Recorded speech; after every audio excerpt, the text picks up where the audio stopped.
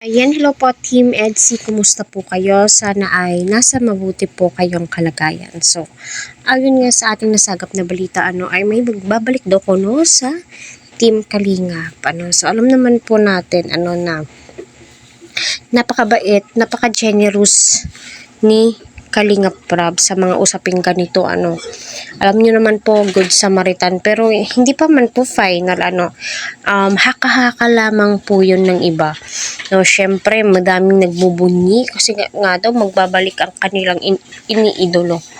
Para sa akin, kung tatanggapin nila Kalingap Prab, malamang tatanggapin po yan, pero sana, wag nang ibalik yung dati kasi napakahirap po para sa aming Team EDSI na makita siya.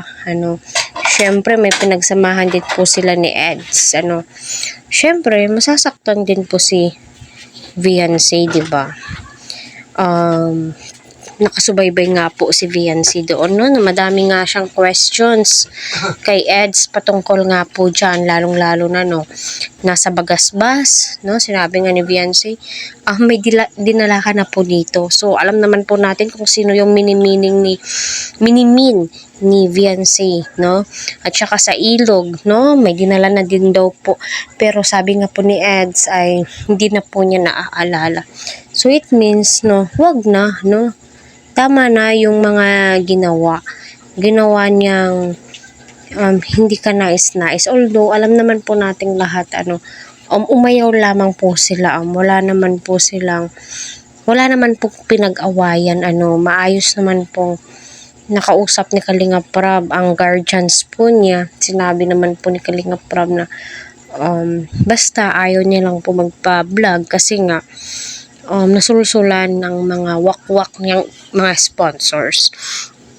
So kung totoo man yung kumakalat na balita, sila Kalingap Prab pa rin po yung makakapag-desisyon kung ano po yung mas nakakabuti, kasi tinitimbang po kasi yan hindi naman po agad na padalos-dalos na magdidesisyon kasi alam naman po ni Kalingap Prab na madami yung masasaktan. Kung babalik man po siya, wag nang ibalik yung Edrica, 'di ba? Doon na tayo sa Viancy kasi kita naman po natin, napakaganda na po yung hatak ng views.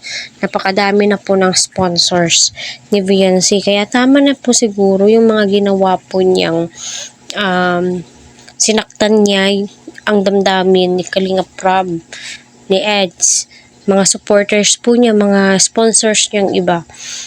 Kasi iniisip lang po niya yung kapakanan niya. Kahit sino naman po siguro, kapag inoferan ka ng napakalaking pera, siguro igagrab mo din po yun. Pero may kanya-kanya po tayong pananaw sa buhay.